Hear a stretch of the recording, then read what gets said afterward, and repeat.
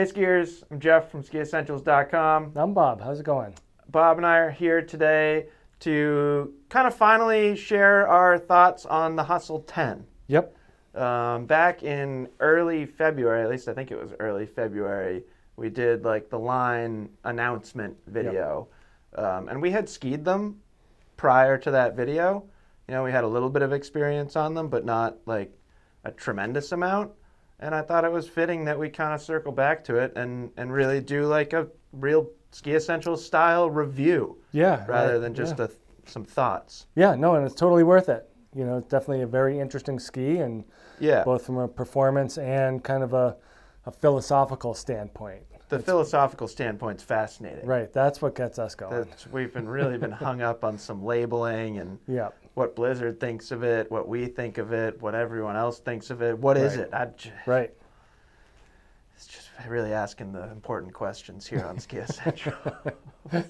The most existential review, I think, as of yet, probably. Yeah, totally. So here it is. This happens to be the 2023 Rustler 10, and then I thought it would be interesting to bring the 0G105 up here as well. Yeah. Because there's, we're not the same exact widths among these three skis, but close enough that I think this is a pretty good three ski comparison. Right. And we can get more into that in a little bit. But as a refresher, this ski shares the same exact shape as this ski. Yeah. Same side cut dimensions, same length breakdown, really pretty much the same rocker camber shape as well. I will say that when you kind of lean them against the wall, there's something that looks different about them, but not different enough that like they're different shapes. You know, you can pretty much stack one on top of the other and they sit there pretty flush. Yeah. If I would say anything, I would say the Hustle has slightly more camber underfoot. And I think that's visually kind of what you're seeing when you just lean them against the wall. But certainly more similar than different, and I think similar enough that you can just say these two skis are the same shape. Right.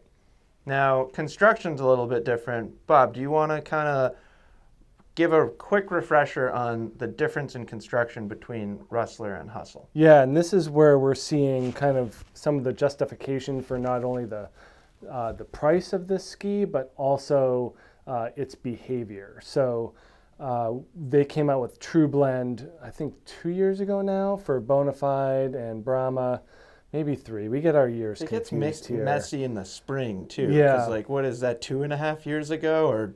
Right. And last time they retooled Brahma Bonafide, exactly. They went with True Blend, which was mixing different length stringers of different woods. Really a sophisticated way to build the ski and fine-tune the flex. And now we get it in like Thunderbirds too. Sure. We get on-piste, we get all mountain, and then free ride. Yeah. And I think Tour as well. Yep. But this gets their free ride True Blend, which is a mix of poplar, beech, and paulownia wood. I think it's 8:3:5 is what we see in the catalog. The ratio. So, the ratio. Yes. So 8 beech. Beech, thank you. 3 poplar, 5 paulownia. Yes. So the paulownia is the lighter. So that takes up, where the weight difference is in terms of the wood. So it's a really interesting way to build a ski. And then as opposed to the metal laminate here, which extends underfoot and then into the tips and tails, they use carbon to do that. So you can actually see the carbon underfoot here, so same edge-to-edge width, thickness of that carbon, and then kind of more of a stringer style. You can kind of see it through the window here, what it's supposed to look like. But using carbon instead of metal also brings the weight slightly down. So a little bit different of a construction in this, definitely more of a sophisticated build. And I think it makes a lot of sense when you talk about the application as well as the performance. So that's the biggest difference, I think, between Hustle and Rustler. 100%. Yeah. Yeah, and it's practically the only difference. Right. That one's got a skin attachment point too. That's a difference, I suppose, as well. Very slight difference. I don't know how much weight that takes off of it. But yeah, and there's some substantial differences in those two different construction methods. Yeah. Resulting weight, these are all 172 centimeter skis. I believe that one comes in right around 1,730 grams, 1,725. And then this Rustler 10 is, if my memory serves me correct, 1,850. So there's a difference in weight there, Yep. but not a huge difference in weight. Right. You know, what was that, 120 grams, yeah. 130 grams? I brought this 0G105 up here. I was just curious what that would weigh out to, in just about 1,400 grams. Right. So there's a precipitous drop off from Hustle to Right. 0G. Right.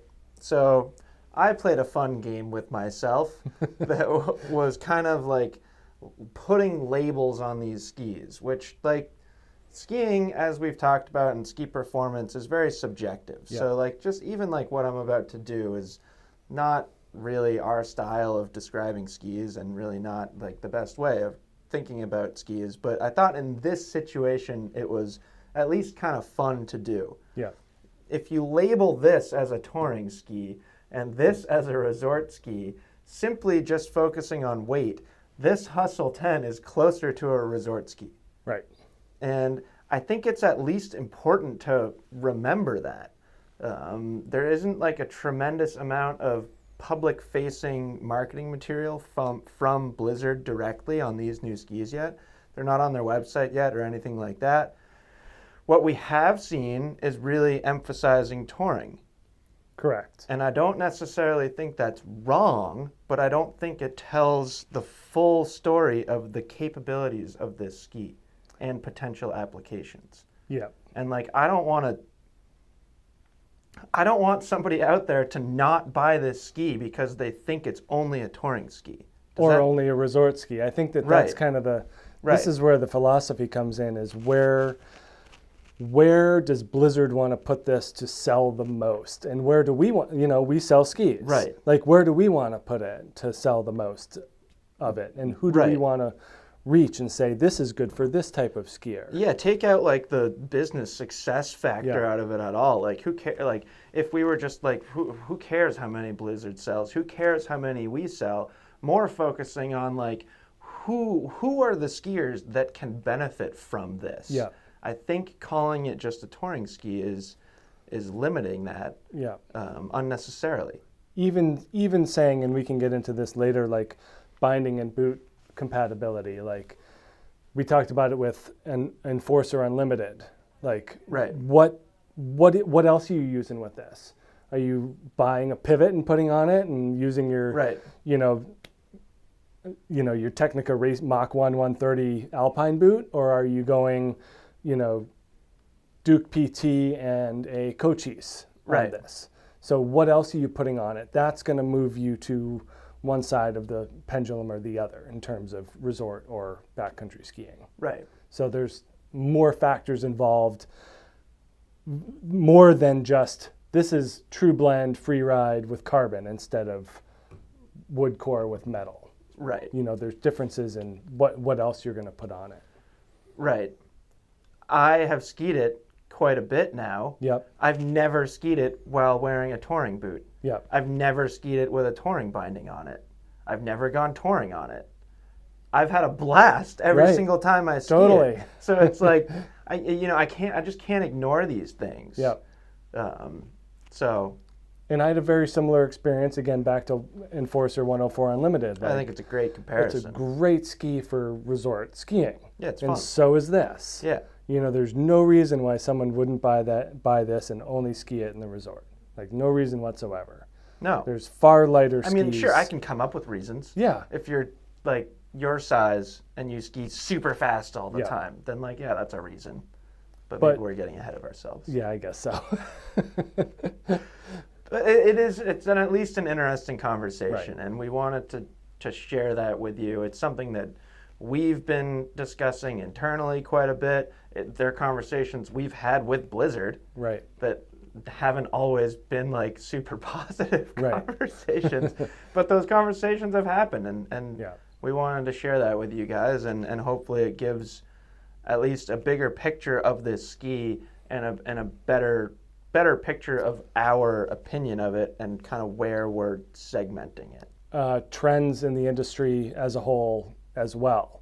Right. So we've seen just a blossoming of skis like this. Yeah, whole new category. Whole new category, Yeah. boots and bindings as well. So it's not just limited to skis, and ski manufacturers, you know, they're recording boot companies and bindings are also coming out with these 50-50 Right. multi-use hybrid setups. You know, like that's the idea, is this with a Duke PT and a Cochise boot. Right. You know, and then you can do anything. You can ski in the resort, you can ski out of bounds, do whatever you want. And that's your one setup, and it does everything really well. Yep. Does it do it as good as a full-on alpine setup with this and a lightweight tech setup on this? You know, would you rather have these two or this one? That's kind of another way of thinking about it. Right. You know, are you spending all the money on multiple setups, or are you going to get one and sacrifice in performance? Right. You know, that's kind of another way to think about it. That's just a very fun conversation. Now, to get to actual performance, let's just remove these skis from the scenario. Thank you. You know, this was something that you wanted to do, and I thought that was a great idea. I wanted to have that conversation, but you kept saying, like, in talking about this ski, I think you need to think about it as its own thing. Right. And just, like, forget that those other skis exist. So here it is.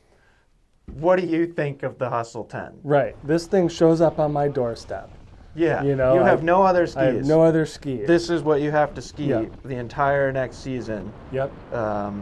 What do you think? What are you going to do with it? I'm going to put an alpine binding on it and Cool. ride the lifts, because I don't have time to go backcountry skiing. Yeah. You know, I have Sure. cross-country stuff that takes care of my ski activity on an uphill standpoint, Sure. but most of my time is spent riding lifts. This thing's awesome. You know, you can feel the carbon in there. It's super energetic. We got Yeah. to ski it on snowy days. Bouncy.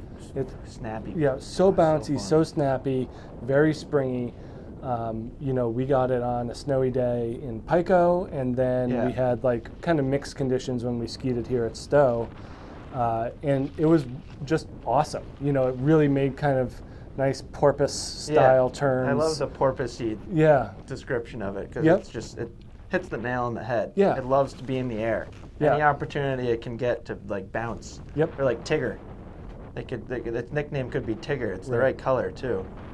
yeah, and anything from trees to bumps and anything off piste, like all of that stuff is totally in play. Right. You know, you definitely feel the energy of the ski, and it's lighter, you know, and that's kind of where a lot of these things are going. And same thing with Unlimited 104, like super easy to move in the trees, easy in the bumps, Yeah. yet wide enough and substantial enough to hold an edge on corduroy. You know, Yeah. so when you're talking about a backcountry ski, like how much corduroy is involved in that conversation? Zero. Yeah, Right. none. Right. So the fact that it can do that is really important in my mind, Yeah. just for the overall versatility and performance of the ski. Right. If you're making a ski and calling it a backcountry ski and it still carves really well, Right. it's more than just a backcountry ski. You can Yeah. put whatever label on it that you want. You know, kind of going back to when I was putting labels on things. You Yeah. can call a ski whatever you want to call it, but that doesn't change the fact that, yeah, this ski carved surprisingly well. Yeah, totally. I think we both noticed a difference in, like, how it finishes a turn. Mm-hmm. There's way more energy, more snap, more pop out of this ski. I guess I'm bringing back rustlers into the conversation just because it's hard not to. That ski is damper and smoother and really quiet and kind of has that classic metal feel, Yep. where this is very snappy and, like, just pops you into the next turn, which I think is really rewarding and Yep. is super fun. And I don't think, like, carving is the highlight of this ski, but it can do it. Yep. Like, I had a blast carving turns on this ski on our media day or media shoot with Blizzard. Like, yeah, I carved some pretty cool turns on it, and never once was I like, ooh, that was tough. You know, some skis, like when we're trying to make pretty pictures for product pages or ski test or something, like getting a high edge angle turn doesn't feel great. But this ski felt right at home doing that stuff. Yeah. It never felt unstable or like twitchy, or it was great. Yeah, No, and it's got a nice flex to it. It's like hand flexing, and it's not that much more flexible than the Rustler. No, Or it's springy. yeah, it just There's has more a different reaction to it for Yeah. sure. Um, but totally, like I totally get what you're saying. Like this extra width, and this one 172 I think is 102 underfoot, bump Yep. up to the 180, 104 underfoot. So there's some width under there to help you get those higher edge angles. And it's Yeah. funny sitting here talking about a backcountry ski at 104 and its groomer performance, but like, You just can't ignore yeah, it. you can't ignore it. And certainly, a narrower front side ski is going to carve better. But Right. For the versatility and well-rounded nature of this ski, I think that's an impressive part that we should definitely bring up. Yeah, I agree 100%. Now, kind of the application that you would probably think of first in this ski is soft snow, trees, backcountry terrain, Yep. stuff like that. In those situations, it's an absolute blast too. The light swing weight, you just lets you flick it around super easily. That was probably one of my favorite things to do on it. Is like I really like tail tapping things Yep. unnecessarily, and it was just really easy to just do little taps and Yeah. little presses here and there, and like throw the skis sideways real quick, or like do a little shifty. That stuff's really fun for me. We took them down the bumps in National, and I don't think we have any footage of it, but I like vividly remember like lining up bumps to jump off. Yeah. And like once you're in the air on this ski, it's super easy to bring it up underneath you, do a little grab, stuff like that. Yeah. It's a blast to ski. It's just very bouncy, very energetic. Feels light on your feet. Kind of has that like refreshing, energetic feel. Yeah, and I think that's kind of what we're seeing is whether on purpose or by accident, these companies are kind of stumbling into this lighter weight construction, Right. but with an established shape that Right. works well for a lot of skiers. Yeah. It's not like Rustler 10 is an overly powerful ski, kind of like we see with Enforcer 104 Free versus 104 Unlimited. I think that's a bigger gap I do too. between Rustler 10 and Hustle 10. But it doesn't mean that the Hustle 10 is less of a ski. I think Correct. that and 104 Unlimited are super comparable. 100%. Yeah, and using those existing shapes and profiles to kind of further the product and the brand makes Yeah. a lot of sense. We have already had some questions about the Enforcer 104 Unlimited compared to this ski. Yep. So maybe now is a good time to chat about that a little bit. I think the Enforcer is more surfy. Yeah. It's got like longer tail rocker. This doesn't really lack any tail rocker, but you do get more of like a twin tippy shape on that Enforcer, where this is just kind of, it's still like a directional ski. So you get a little bit more feedback out of the Yeah. tail on this ski, where that Enforcer is very surfy, smeary. That's the biggest difference I feel between them. Beyond that, yeah, it's a pretty similar feel. Yeah, very, very accurate comparison, very Yeah. similar. Now, you said you'd put an alpine binding on it. Yeah, I mean, I have a Duke PT16 on the Enforcer Right. 104 Unlimited. Which is I wouldn't, practically an alpine binding. yeah, it's just an alpine binding. I wouldn't hesitate to put that on this, but knowing myself and that I'm not going to go Right. backcountry skiing, Right. then I would consider that somewhat wasteful. Sure. I would put a shift on it, I think. Okay, that hybrid style. I think Binding. so. Yeah. If one of these showed up at my doorstep Yeah, and I got to take it and do whatever I wanted with it, yeah, I think it would. For me, like Shift 13 feels like a really good match for this ski. yeah, And that's just, putting that versatility through the roof. Right. When you're pairing it with a binding like that, then you can ski it in the resort, you can tour on it, whatever. Now, will there be people that go the polar opposite direction from Bob and put a lightweight tech binding on here? Yeah, yep, there will be. Like, will there be people that rarely ski this in the resort? Yeah, totally. It's fine for that too. Like, I hope we're not going too far on the like this is capable in the resort side to take away from its touring application, because it's light enough. yeah, Like people like Brooks Kern, they put tech bind, like he had a tech binding on Enforcer 104 Free, right. which is super heavy. So yeah, you can, if you want to go as light as possible, put a super light tech binding on here, and it'll take you wherever you want in the backcountry. But just because you're going to see a lot of that and this ski, my guess is that as we see more marketing material come out on it, you're going to see a lot of tech bindings and a lot of touring. Just because you're seeing that doesn't mean that you can take it and choose to do whatever you want to do on it. Yeah. Don't let the industry kind of steer you one way or the other. It's a ski. It's a little over 1,700 grams in this 172 length. It has a lot of different fun properties about it. Focus on that and then think about your own skiing and make a decision from there. Yeah, and I think that for us, we kind of get bogged down in our own applications of it. And right. Yeah, I would hate to see someone overlook this ski because the brochure had a tech binding on it. Right. And they don't have tech boots or they don't torque. Exactly. I don't want to see that happen. Yeah. There's going to be someone who likes this ski for a resort setting, and they should be able to feel comfortable in their purchase and go ski it. Right. So I think that's an important part to note. Yeah. So that's it. That's the Hustle 10. I thought it was worth having a longer conversation about. Let us know if you have any questions. There's a Hustle 9 and a Hustle 11 too. We talked about that in that preview article.